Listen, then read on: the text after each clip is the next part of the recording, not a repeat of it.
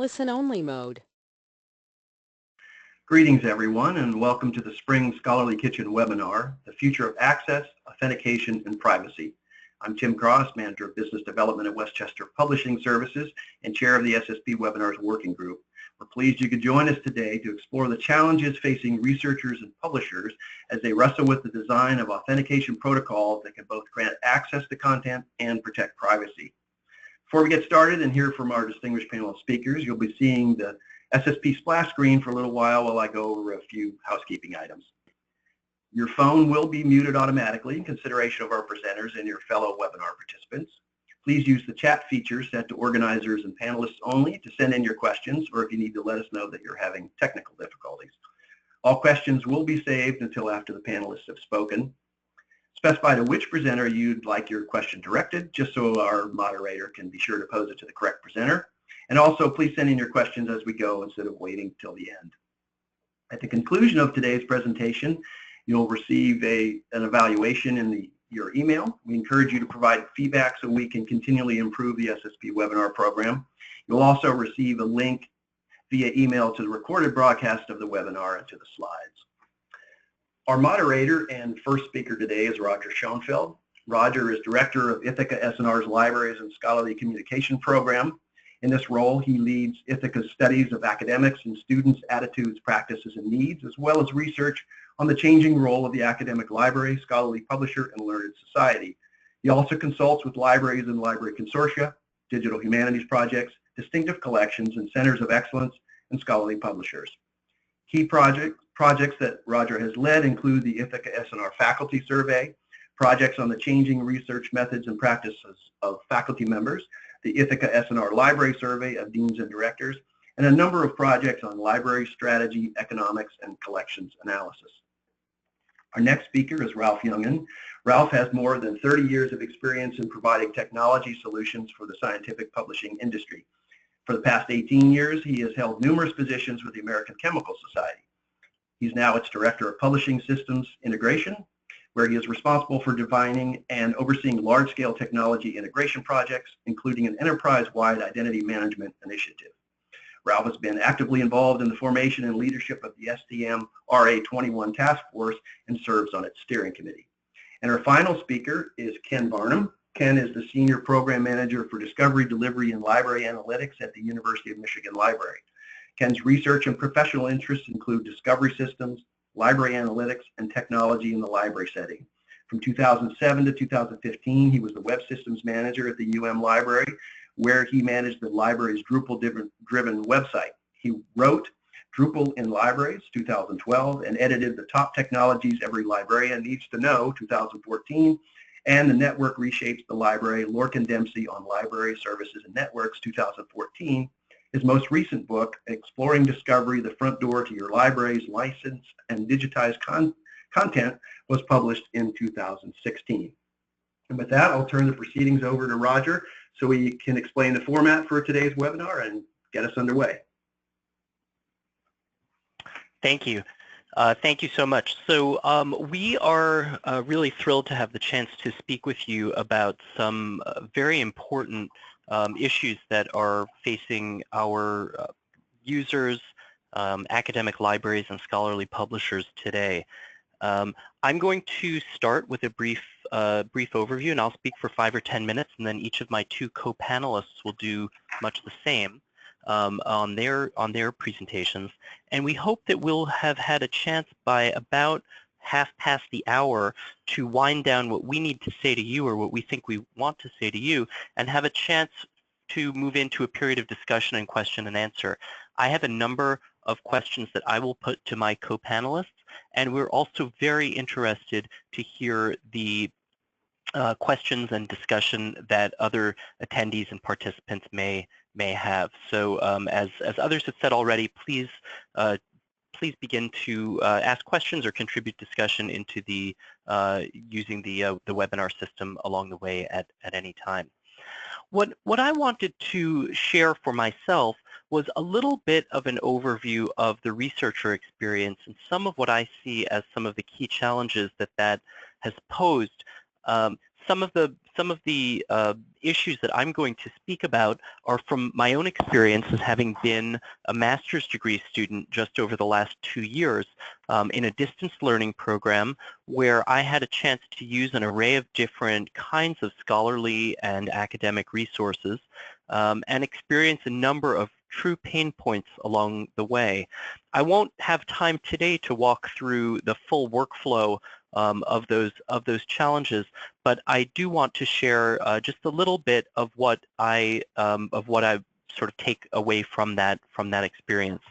So, just to give you a kind of quick overview, I published a sort of piece going through some of the challenges in streamlining access to scholarly resources, which, if you're interested in reading more about this, you can take a look at later on. But in essence, what I went through is the fact that the library resource, the library website, the library discovery service is often not the starting point for a user. The campus is often not the work location where the user is located, where the researcher is located. The proxy server, which is easily the most common solution for off-site access at least in the United States institutions, is clearly not the right answer in terms of how to provide for off-site access.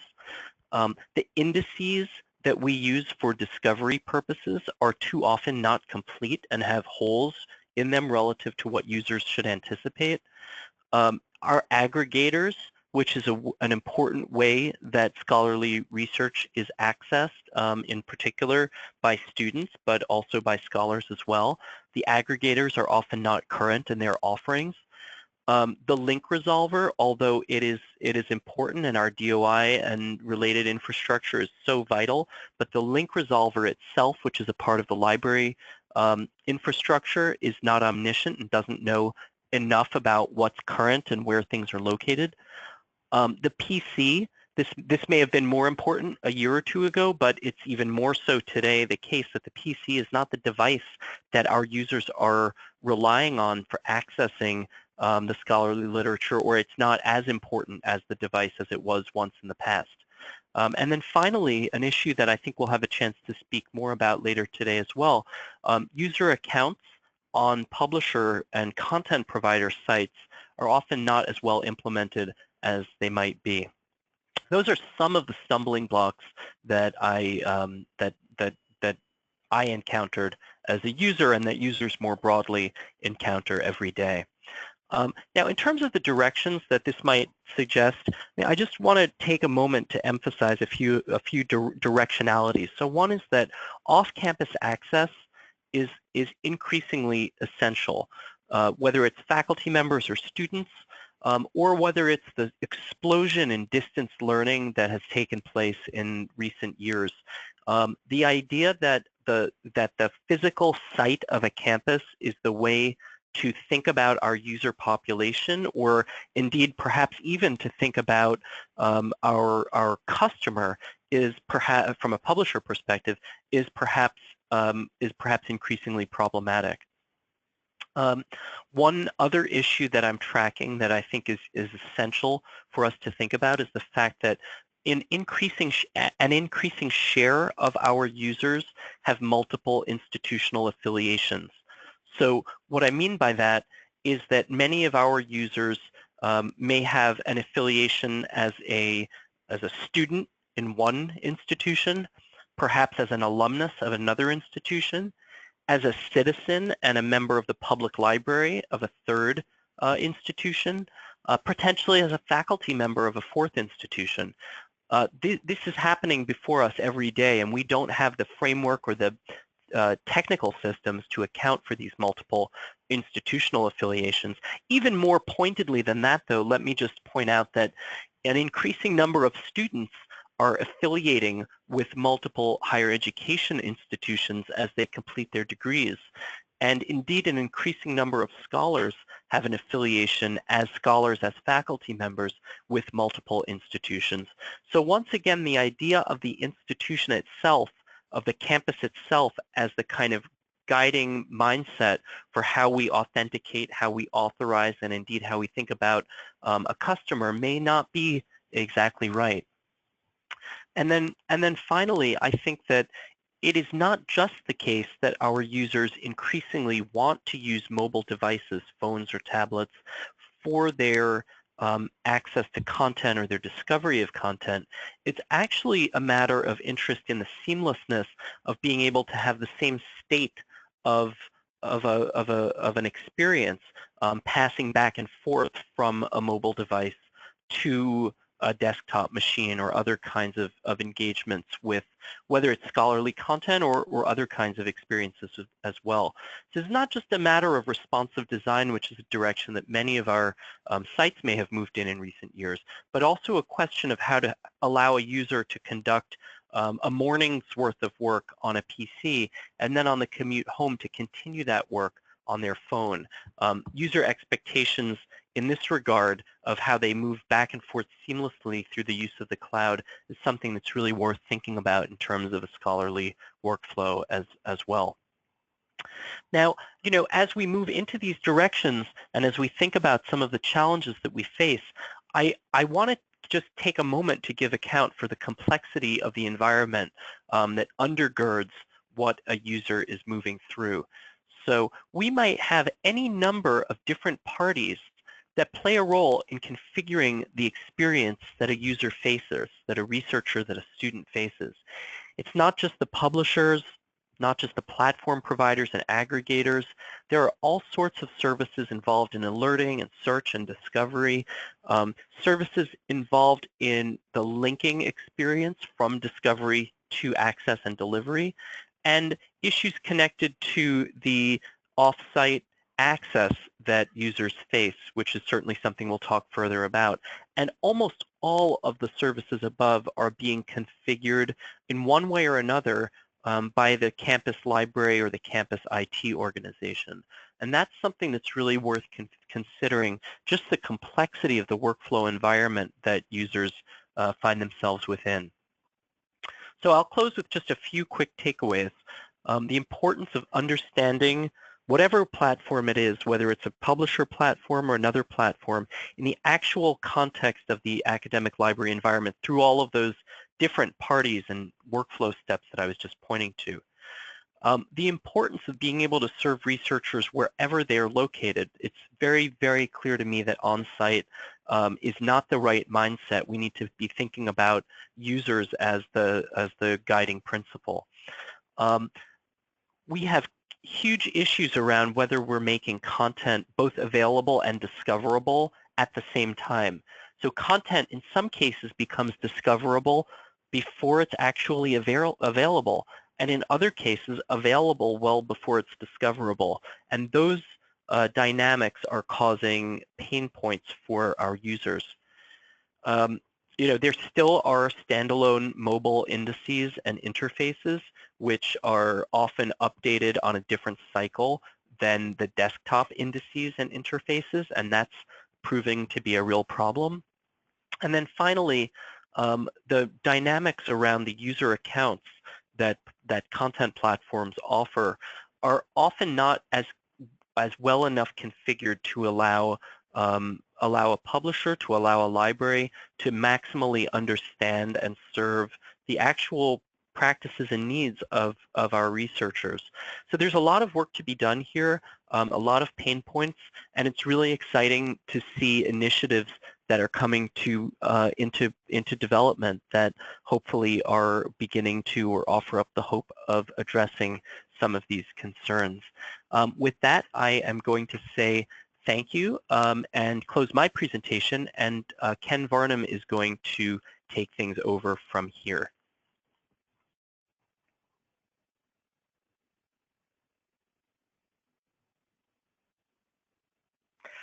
All right, thank you very much, Roger. You, I think, hit a lot of the high points of the challenges that I face in my role here at the University of Michigan Library in getting the delivery and discovery systems to function the way that they are supposed to from the user perspective. I want to talk a little bit, sorry about that, about where I'm coming from in this process. So on the screen there's a kind of a Venn diagram of where I am, and I sort of sit somewhere in the middle. As a user of all these systems, in my other roles, I want to be able to discover new information. I want to be able to access it quickly and efficiently. All the things that Roger highlighted so clearly in the preceding section. The more that the institution I'm getting my stuff from, again, whether it's my employer, the university library, the public library, or whatever other service I subscribe to, the more likely I am to go look someplace else for it. I also have the privilege of being an author, both of various formats of things, and I like to, in that role, I want to be able to make sure that my stuff is widely available and easy to find and easy to access. So there's a lot of overlap there between what a typical user of information would like and what I would like. At the same time, although I tend to make lots of my as much as I can open access and really readily available, I'm also very sensitive to both misappropriation of whatever I may have created, as well as making sure that I don't lose out on that tiny, minuscule bit of royalties that a book may actually generate during its life, which is really a very small amount, but still it's there. And then in my kind of the third role as a librarian and thinking about things from a person responsible for the library's discovery interfaces, the link resolver interfaces, and a lot of the mechanics, the proxy server to some degree, the mechanics of getting someone from a citation to full text. That simplicity is, of course, the main driver. That's what we want these systems to be elegant and smooth. At the same time, I'm always extremely cognizant of the barriers that need to be in place to ensure the library's contractual obligations to publishers and information providers of all kinds are maintained and in place. And so I find myself, putting barriers in front of myself in some sense, forcing myself to be someone who has to log in to get to things when I am not on a recognized campus IP address and so forth. So I rotate among these three roles all the time, and I sort of oscillate there somewhere in the center, having long conversations with myself that I hope nobody overhears. So from, again, kind of putting on the librarian hat about what we do to our users in some cases, and hopefully what we do for our users. If I imagine an undergraduate or a graduate student here who is, they have a very, very simple, straightforward information need. They want to get to what they need to move on to the next step of their research, of their process. And actually, what they end up having to think about is making sure they get to the right starting place for the content they're trying to access. And that can mean a whole lot of things. That might mean they have to be on campus, or they have to remember to use the VPN, or find a way to get that link they found through Google or Bing or whatever other source that gets rerouted to the proxy server, or perhaps log into the proxy server and start again. Or maybe figure out where the WAIF, the where are you from, pick your institution link is on a particular publisher's website, or perhaps go to Sci-Hub. Sorry, I didn't mention that one.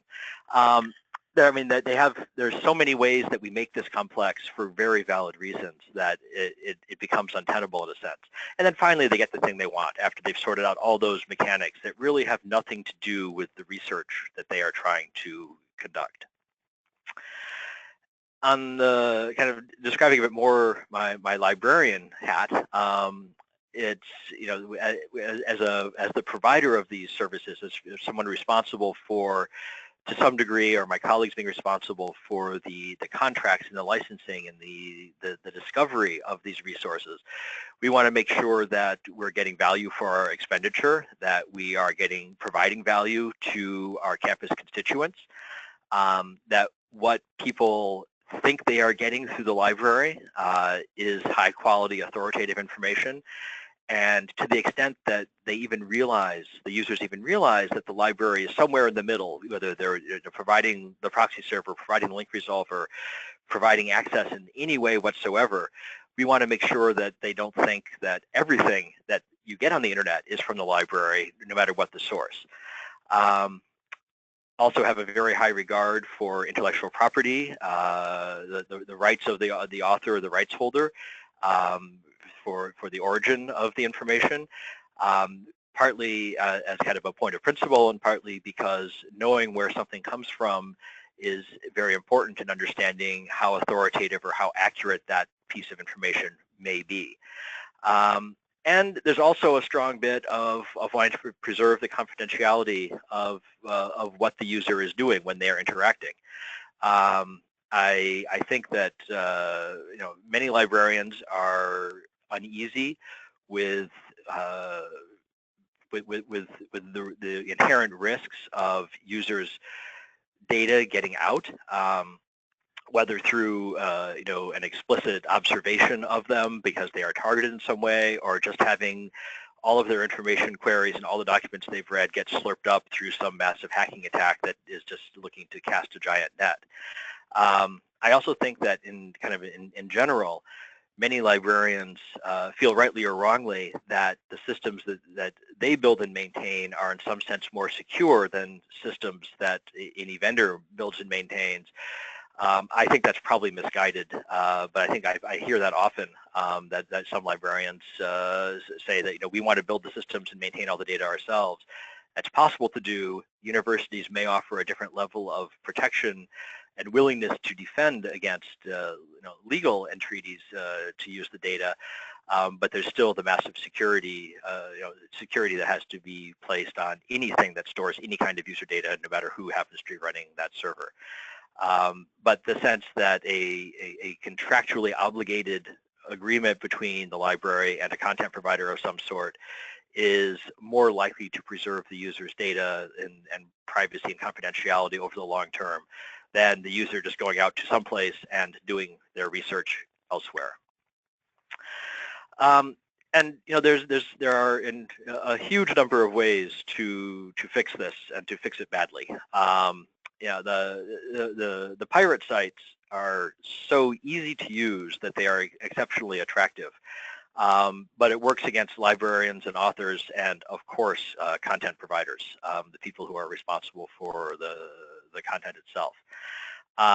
Complex authentication systems help publishers and librarians make sure that the right people are getting to the right resources, but they also very much work against the user, and I think by extension the content creators, who find their information is hard to access through any legitimate means. And I think we can all agree that what we're doing now isn't very good either. And so clearly there needs to be motion in progress here, balancing the needs of the three groups that I belong to personally, as well as the fourth group not shown on that original chart of the content providers, is incredibly tricky and a true balancing act. But whatever the solution ends up being, you need to build it and implement it, taking into account the end user's confidentiality and privacy. Need to make sure that it provides a good, positive, efficient user experience and consistency of access. Ideally a consistency, at least conceptual consistency, no matter what your starting point happens to be. If you're wearing your faculty hat at the university or your public library tax-paying citizen hat from that resource, ideally there would be enough consistency in the way we do authentication and authorization that it looks the same no matter where you are, and we remove that barrier of complexity as well. And at the same time that we build as transparent a system to get users from finding something they think they want to getting the thing and authenticating along the way, there always needs to be that it didn't work for you, let me get you the appropriate help, which may well be help at the content provider site. It is almost certainly help from the library that is providing that service, but making sure that the systems don't remove the library from the flow completely is, I think, also very important, especially to libraries. So with that, I will wrap up and pass the microphone on to Ralph.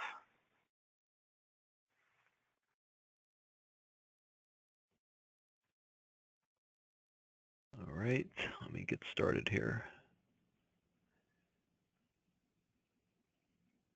Okay, I assume, can you confirm that you can see my slides? Yes, I can. Okay, great. All right, thank you to SSP for allowing me to share some information about the RA21 initiative. And let me just say that RA21 began as an initiative under the International Association of STM Publishers, and it has now become formally a joint initiative between STM and NISO as well. And my fellow panelists did a really good job of kind of setting the stage for this conversation, but let me give a little bit of background here that, you know, in the late 20th centuries when publishers began to migrate their workflows from print to digital, you know, back then the business model was quite simple in terms of the publisher providing content to a library, the library lending that content to its own users. There was a single point of entry within the library. You had a library card to prove your institutional affiliation. And as publishers went to digitize their holdings, we largely mimicked that library experience. And we found that IP address recognition became a very convenient way of becoming really a proxy for recognizing that a user is coming from a campus itself. But as others have said, you know, technology has evolved dramatically, and user expectations have evolved dramatically since that time as well. We see more and more of our use coming from off campus, including even on an airplane over the Wi-Fi that they provide. We see more and more of our use coming from digital devices as well that don't necessarily have that recognized IP address from the campus. And so as we see more and more usage coming from these off-campus devices, the solutions that we have for providing those the access to subscribed content is becoming more and more cumbersome. So that's really, by and large, the RA21 problem statement, that for the last 20 years, we have found that IP address recognition provides a very seamless experience for users when on campus, but it's not keeping up with the expectations of the modern consumer web. Our users want access from any device in any location. As Roger said, they don't necessarily want to always come through a librarian portal. They want to start their discovery process from a number of different sites. Today, as both panelists said, we have a patchwork of solutions available via proxy servers, VPN servers, shibboleth, that provides an inconvenient and inconsistent and confusing experience. Publishers are therefore facing more and more downloads from some of the pirate sites that Ken mentioned. We also are in a situation where the lack of user data puts publishers in a place where we can't provide personalized services back to our users as well. And we have to recognize, too, that all of this poses a significant risk to campus security as more and more credentials are stolen in order to download content from publisher sites. So we feel that today's ecosystem really is not meeting some of the fundamental expectations of our community. As was previously pointed out, researchers simply want seamless access to the subscribed resources from any device, any location. And they are also looking for a consistent user experience to access those resources. And they may also be concerned about privacy, as was previously pointed out too. Resource providers, we do have sometimes needs to provide individualized services or personalized services, which we are not able to do today. And the customers, the librarian customers that we serve, don't want a solution that will be administratively burdensome to provide. They want to ensure that they have maximized use of resources, and sometimes they are kind of the proxy for the privacy advocates for their community as well. So the guiding principles for the RA21 initiative, We think that the user experience should reflect as seamless user experience as possible. Nothing will be quite as seamless as IP address authentication on campus, but we believe that if we have a consistent user experience that is both on and off campus, that it will be intuitive to use.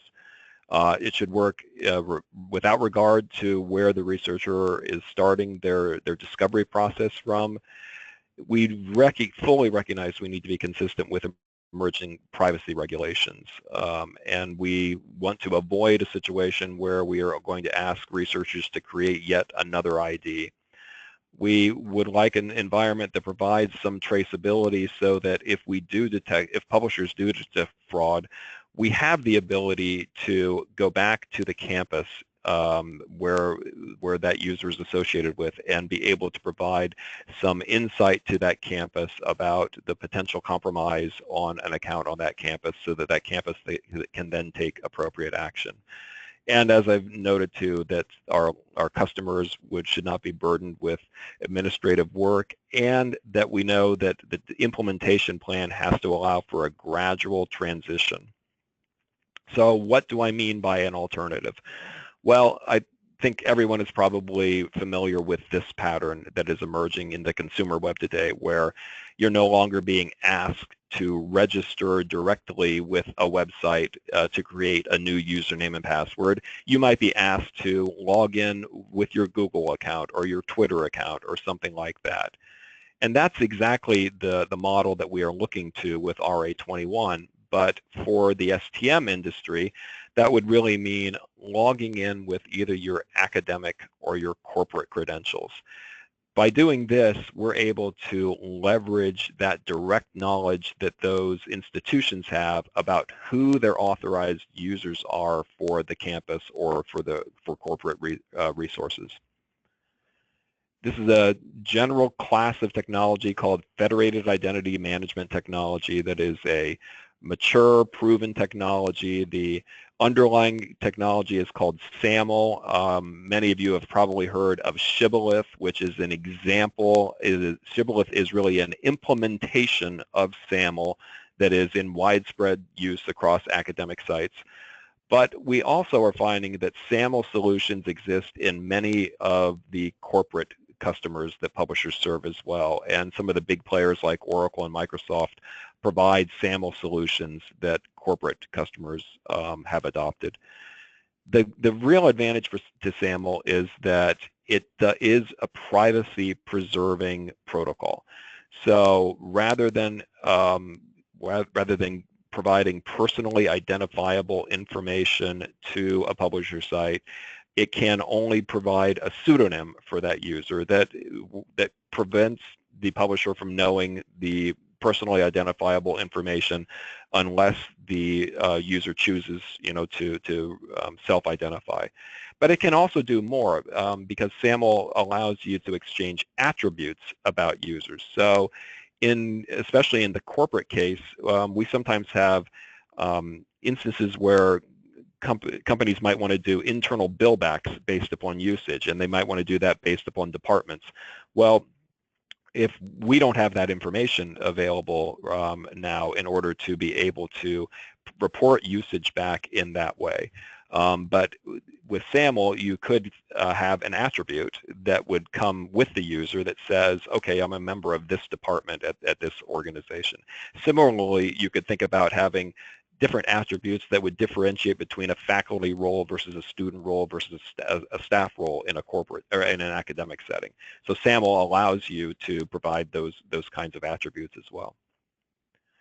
So with RA21, we are now launching a series of pilots. We have this pilot program underway, which will go through the rest of the year. We're really trying to include both the needs of the academic community as well as our corporate customers under these pilots. These pilots are really self-organized, and RA21 is really just trying to provide a little bit of structure to them in terms of being able to track results from the pilots and share that with the community. And ultimately we hope that these pilots will inform us of how best to move forward with the federated identity management technologies instead of IP authentication, to address some of the privacy concerns, especially the GDPR that is emerging in Europe in 2018. And ultimately, we're driving toward a set of best practice recommendations here. It's really important to understand that RA21 itself does not have a goal of creating a specific technical solution here or a authentication platform itself. What we're going to be doing is writing a set of recommended practices. In fact, we will most likely go through the NISO process to establish the recommendations as a NISO recommended practice. If you want more information about RA21, I encourage you to go to the website, ra21.org. If you want more information about pilot participation, we have two staff that are working with us, Julia and Heather, and their email addresses are there. And I welcome you to get in touch with them if you have more interest in participating in any of the pilots. And with that, I will turn it back over to Roger.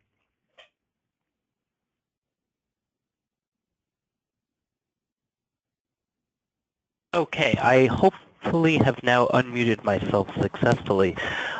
So I would like to encourage our attendees to weigh in with questions, and am trying to pull, as I pull that list of questions up, I'm going to start by asking one or two of my own.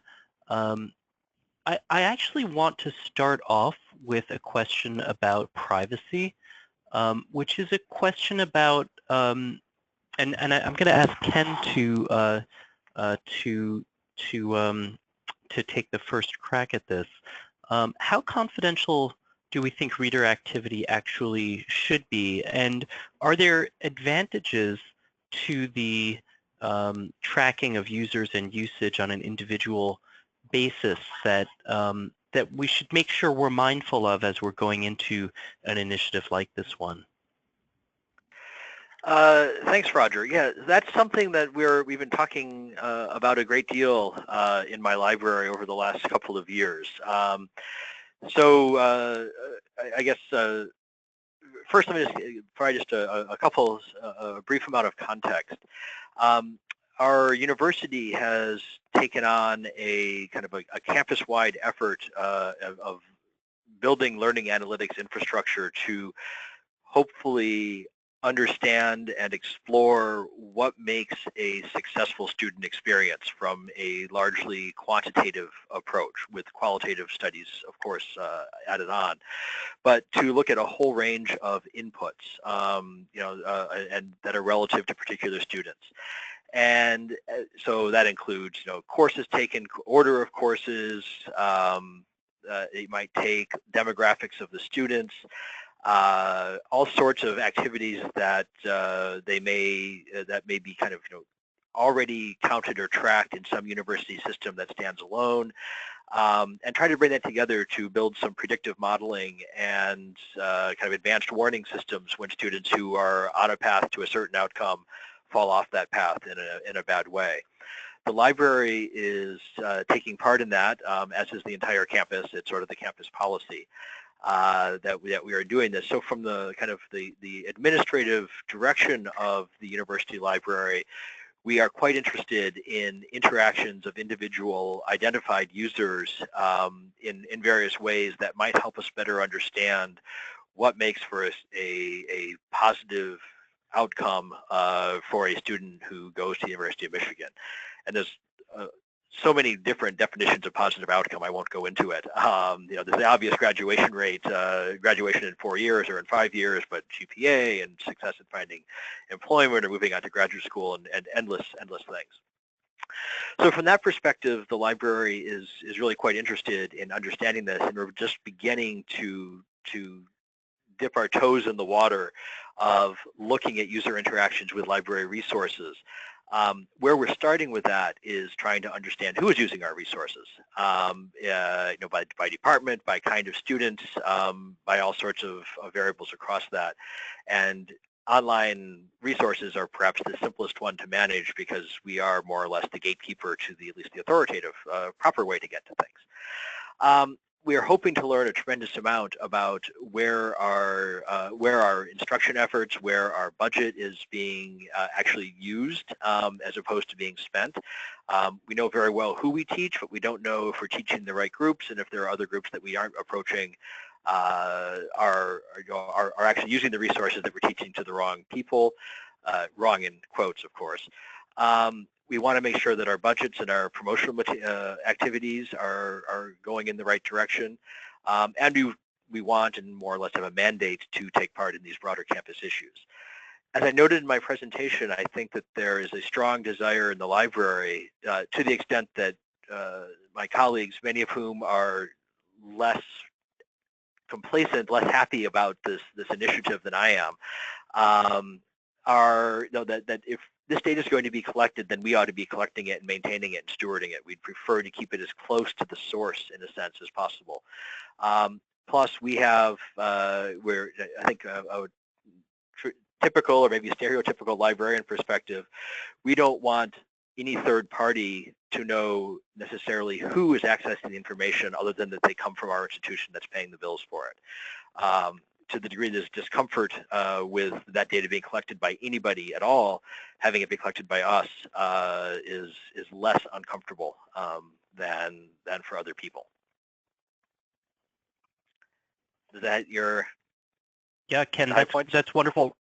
That's great. Thank you for sharing that. I mean, obviously, the use cases that you're talking about around improving education, for example, there are all sorts of ways to spin that out into improving and supporting research as well. I think there's a really interesting kind of complementarity there.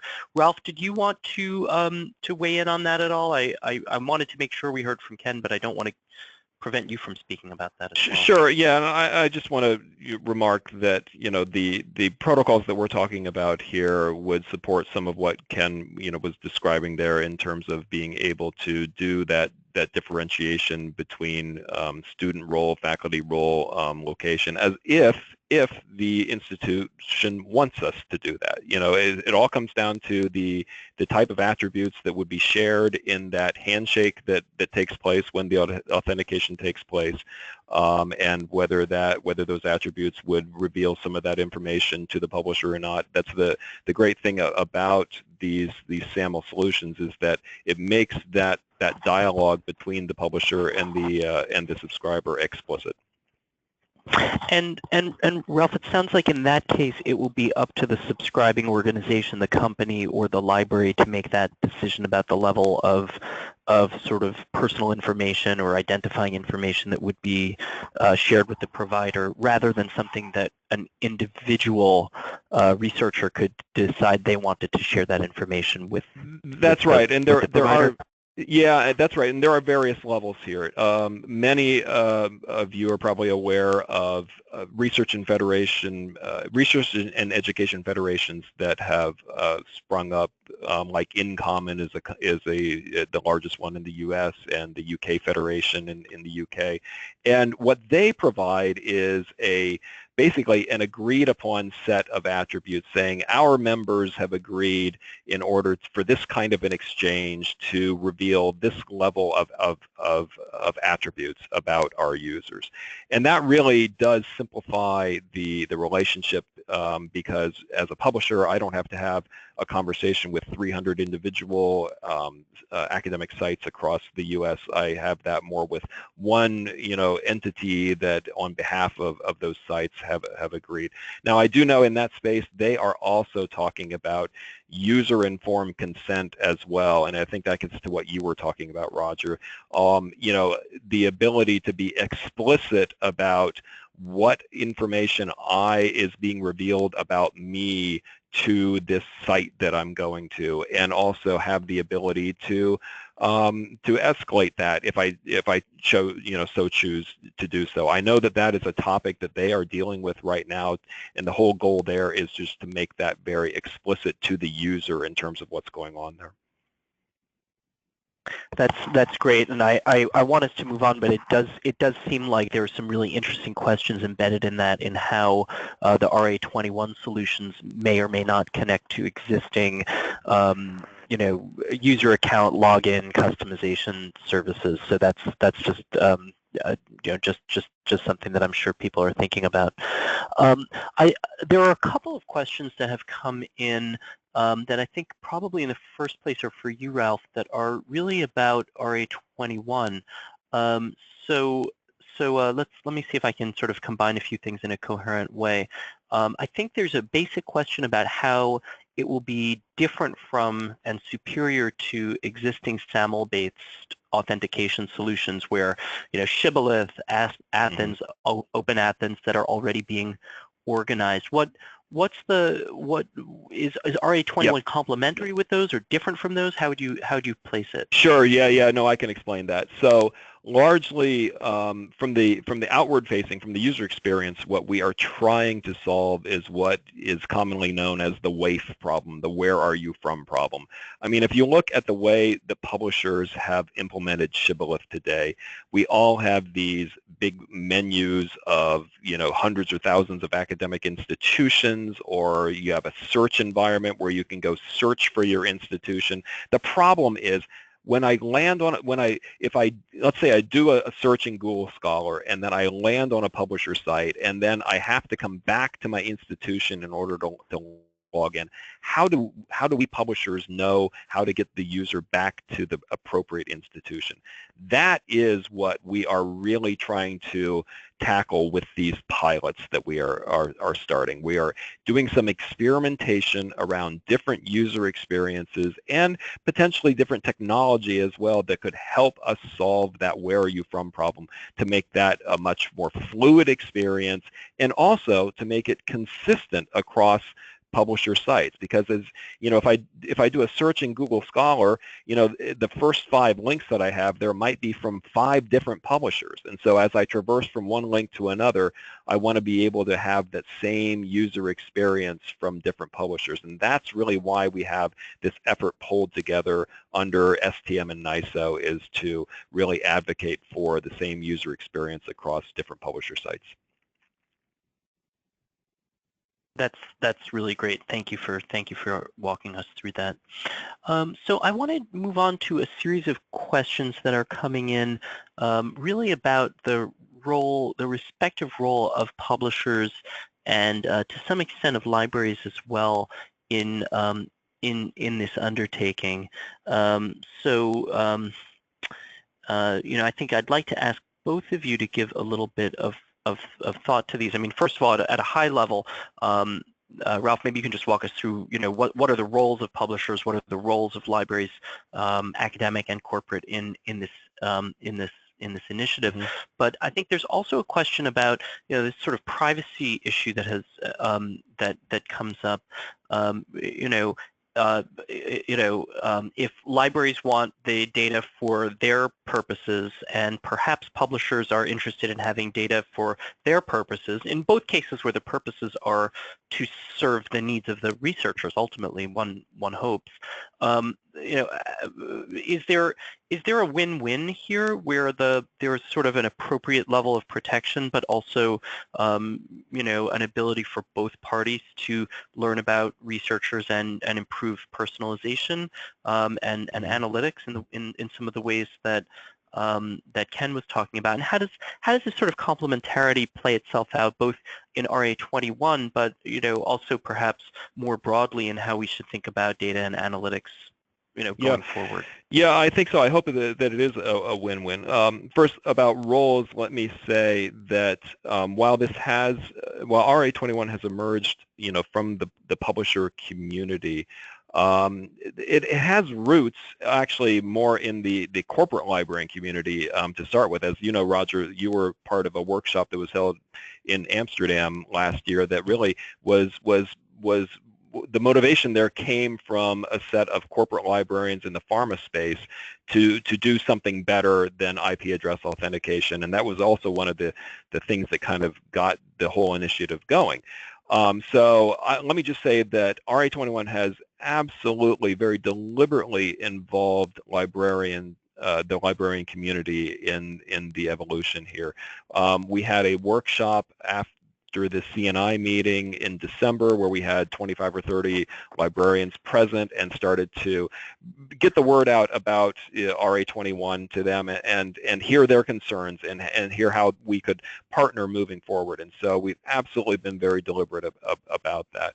And I do think that, as you've described, that there is something that can be gained here from both parties. You know, the publishers would like to be able to provide more personalized services to those that so desire to have those personalized services. And by having the federated identity technology in place, you know, we can do that. Ken has talked about the desire for some additional usage that is at a usage reports that are at a different level of granularity. And if you're comfortable with the publisher being providing that back to you, it provides that ability, you know, to do that. So I do think that there's a win potentially on both sides there. Yeah, it's something I've been kind of pondering that a bit, because we don't necessarily here at the library yet have the infrastructure to we're working on building it and rolling it out, but we don't have the infrastructure to even think about collecting user transactions at the user level, and of course we lose them once they hit the publisher site. Especially if they're on campus, you could try to parse your proxy server logs endlessly, but if they're using any other authentication method that keeps the library out of the middle, which are admittedly far more convenient for the user, the library loses that thread. And something that I've been talking about and thinking about with a few vendor partners is, perhaps we could kind of keep the librarian side of the exchange happy by passing on some sort of uniquely identifying but secret identifier to the vendor. The vendor can track that and show what the user does, and the librarian, and provide that data to the library. The library then can map it back to who the person is and share some abstracted version back to the vendor, so that the vendor gets the, whether that was school or college or department affiliation or academic standing, first year, second year, what have you, some middle ground that might give both sides of the equation what it needs. That's, again, an infrastructure piece that, at least I think, to make many librarians at all satisfied with, would need to live on the library side of the equation. But I think could provide a win-win for both, when you could agree on mutually useful levels of granularity of analytics. That's really something really interesting to reflect on, and it seems like the kind of consideration that perhaps RA21 would want to be thinking further about at before things move too far along in any other kind of direction. As I am looking across the questions, there are some more technical questions about single sign-on and how that might work that are interesting, but I think we're going to pass on for right now. There are some really fundamental questions about whether the library's role will be at all visible in the process of providing access, and how the perception of the library will shift if there isn't that, kind of, I'm spinning this out a little bit myself, but I suppose the question is if there isn't as much of an opportunity for the library itself to put up a, proxy screen kind of thing, and it presumably just passes through the institutional login framework as you were suggesting. Is there a way for the library's role as the purchaser, the access provider, to be highlighted in the process? Is that something that's been thought about at all? So I'll say that I think it's fairly common practice, and I know that ACS does this for the provider of the service to be branded on the site after the authentication has taken place. So you'll see subscriber access provided by, Cornell University Library or something like that.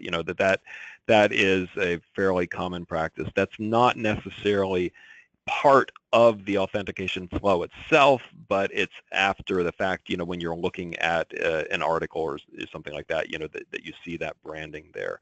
I do have to say that we would have to think about how that could be more visible in that authentication flow itself, because you're right, we are leveraging the infrastructure that corporations and campuses already have today, that is that SAML-based infrastructure. And so that would be an interesting thing for one of the pilots to potentially address, to see if there's an option for that to be more visible through that user experience flow. Mm-hmm. Yeah, I mean, it also might be, just sort of thinking out loud here, it might be worth thinking about whether there's an opportunity as part of the recommendations or the standards that you'll eventually issue for those who provided it, who paid for it, those identities on Right. content pages to be sort of a recommended part of the practice. Yep. I do want to come back to the kind of some of the underlying objectives and questions here. Obviously there's a lot more to RA21 and a lot more to the issues that we're talking about today than an effort to defeat piracy, if you like. But I do want to come back to that because, of course, that's an important concern of so many of our scholarly publishers. And in particular, I wonder if we could come back to the Sci-Hub case for a moment. One of our questions that we received emphasized that shibboleth credentials are hacked on a daily basis to get into UK university libraries by others. I don't have any experience with that myself, but I'm wondering if we think that that these SAML-based approaches that RA21 is examining in greater detail, and the sort of WAIF issues that you're examining in greater detail, do you see that these will make a tangible impact in being able to defeat piracy, or is this just a small step in that direction? How do you think about that? Yeah, I wonder from both of your perspectives. Yeah. Okay, yeah. If I could start, I can say that we have at ACS we have begun to do some gathering of user feedback around this issue, around providing access to scholarly resources, and we do hear directly from users that it's exactly what Ken surmised. That off-campus access is so hard. I can never remember how to get through my proxy server or what I'm supposed to do in terms of going through a library portal or whatever, that I will simply just go to whatever site I can find the PDF.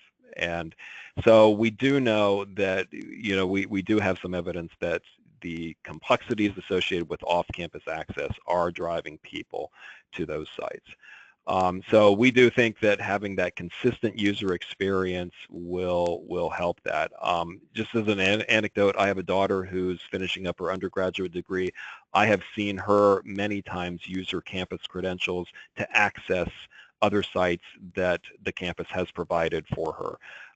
That's not a common practice for STM, but it is a common practice. It's a pattern that students and faculty are I would think, somewhat used to because it exists in other areas.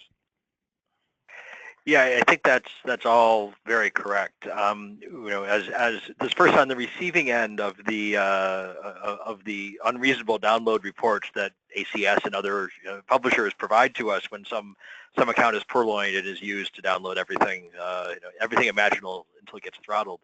I think as long as you have a login password with no second factor authentication involved, that's whatever system there is, it's going to get bypassed by people stealing passwords and using them to keep Sci-Hub alive or to build something new and different, or even just to provide access to to publisher sites directly with purloined credentials. I think that the risk of building any kind of new system, you have to keep the ease of use from the end user in balance with the critical privacy, confidentiality, and security needs of the content providers, and that's a really, really fine line to walk. it's quite challenging. So. Yeah. Yeah. Well, certainly universities at a larger scale than even the scale we're talking about here today are waking up, if they haven't already woke up, to some of the questions about security and data privacy that and presumably will be thinking harder about the credentials of their users and all the variety of really high security sources and information that they have access to, with those, in some cases, well beyond scholarly publications. Well, on that note, I think I'm going to thank everyone. We've used up our hour. I'm going to hand things over to Tim in just a moment, but let me just take a moment to thank our panelists for just an extraordinary overview of where we are on some very, very important issues for our community today. Tim? Thank you, Roger, and thank you all for joining us today. As I mentioned, you'll be receiving a link to the recording of today's webinar and an evaluation. If you could take 5 minutes and fill out the evaluation, we definitely would appreciate that. Your feedback is really helpful in ensuring that we plan future webinars that are useful to you and your colleagues. This concludes the spring webinar series. We hope you'll tune in again on September 12th for the second of our professional development webinars, Reboot, Refit, Re-energize, Creating Opportunity for Mid-Career Growth. In the meantime, we hope to see many of you at the SSP meeting in Boston in a couple of weeks. Many of the themes that we explored today will be discussed further in panel sessions at the annual meeting, and I'm sure there'll be the topic of interesting hallway discussions as well. With that, we're concluded, and thanks and have a great day.